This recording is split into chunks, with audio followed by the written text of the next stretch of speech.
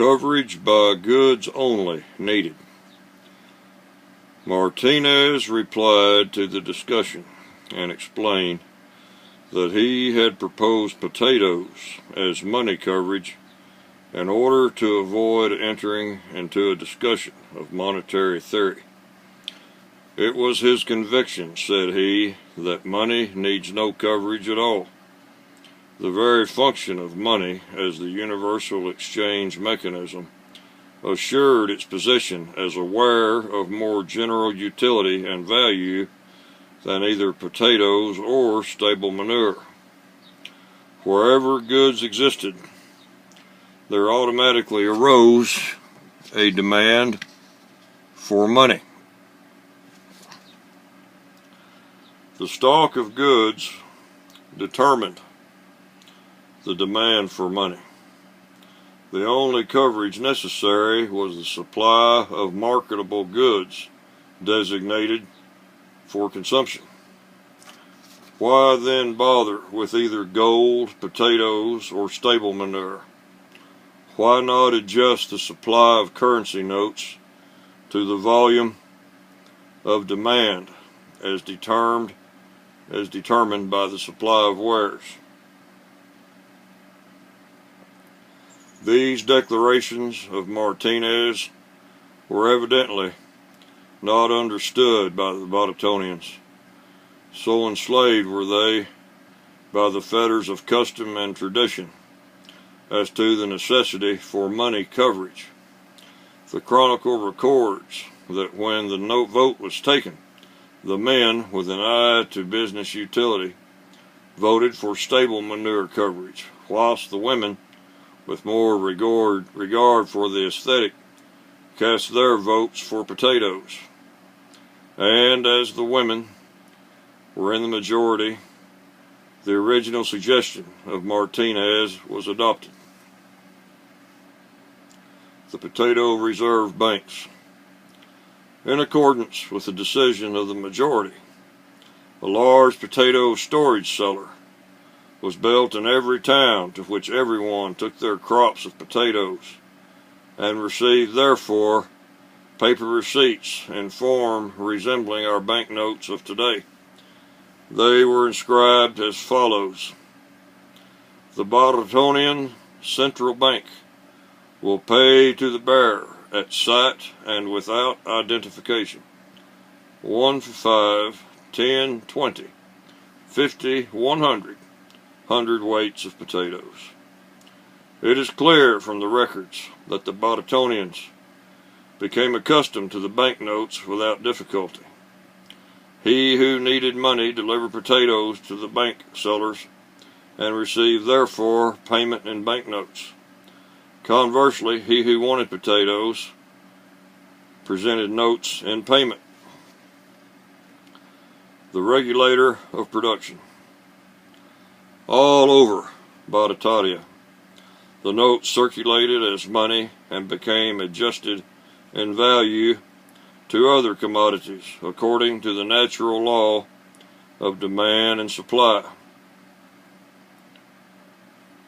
The unit of value or price was 100 pounds of potatoes, and the value of all other commodities was expressed in potato hundredweights, abbreviated thus CWT. As potatoes grew equally well in all parts of the island, the price of other commodities were thus controlled by the cultivation of potatoes. If other prices rose in terms of potato prices, the cultivation of potatoes was discouraged. If other prices fell in terms of potatoes, indicating a lack of money, potato notes, so that the holders of notes received more goods than before, then the growing of potatoes became profitable.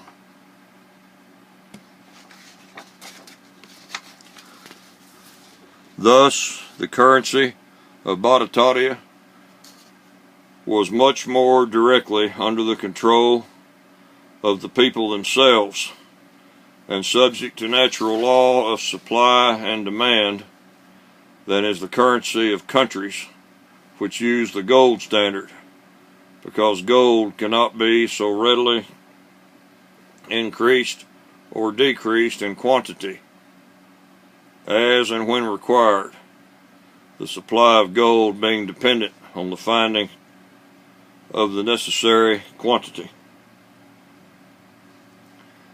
20% deficit in 2 years. Up to a certain point, the system worked well. Trade developed to the general satisfaction.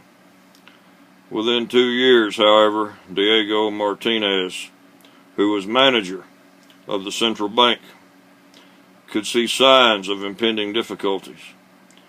He called the Baratarians together to acquaint them with the cause of his uneasiness. He stated that the books of the bank showed 20% deficit over the 2-year period, and the deficit tended to grow larger at the same rate of progression. The coverage illusion.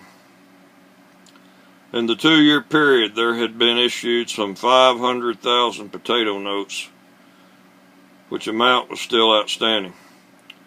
The stock taking, however, revealed that these notes were covered by only 400,000 hundredweights of potatoes. The missing 100,000 hundredweights of potatoes could be traced to shrinkage of weight, losses through decay, the ravages of pests, and overhead expenses. Martinez declared that these losses had been kept to a minimum and were unavoidable. In the course of the next 12 months, the loss would not be less than 30%. What was the pleasure of the meeting?